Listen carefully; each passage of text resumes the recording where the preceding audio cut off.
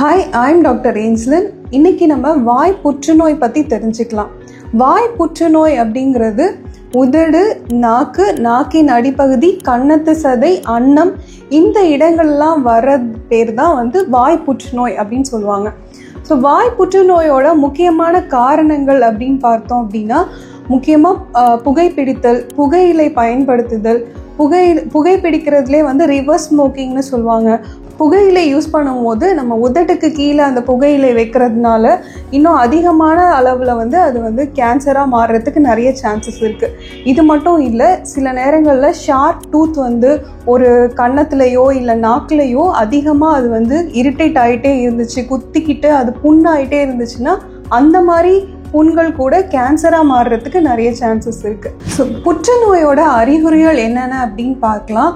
முக்கியமாக புற்றுநோய் வரும்பொழுது வாயில் ஏற்படுற புண்கள் 3 வாரத்துக்கு மேலே ரொம்ப ஆறாமல் இருக்கலாம்.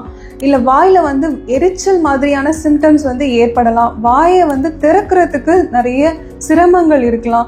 ஸோ இதெல்லாம் புற்றுநோய் ஏற்படுறதுக்கான அறிகுறிகள். இது மட்டும் இல்லை, இன்னும் நம்மளுக்கு வாயில் இருக்க இந்த சதைகள் யூஸ்வலாக நமக்கு பிங்க் கலரில் இருக்கும். அந்த பிங்க் கலரோட கலர் பிளாக் கலராகவோ ஒயிட் கலராகவோ இல்லை ரெட் கலராகவோ மாறும் பொழுது, ஸோ இந்த மாதிரியான கலர் சேஞ்சஸ்லாம் ஏற்படும் பொழுது நம்ம அந்த எதனால அது மாறுது அப்படிங்கிறத நம்ம பார்த்து தெரிஞ்சுக்கணும். இந்த மாதிரி அறிகுறிகள் இருந்துச்சு அப்படின்னா நம்ம உடனடியாக நம்ம டென்டிஸ்ட்டை பார்த்து அதோட ரீசன் என்னன்னு பார்த்து அதை கரெக்ட் பண்ணிக்கிறது நல்லது. வாய் புற்றுநோய் பொறுத்தவரையும் நம்ம எவ்வளோ சீக்கிரம் கண்டுபிடிக்கிறோமோ அந்த அளவுக்கு நம்ம ஈஸியாக ட்ரீட் பண்ணவும் முடியும்.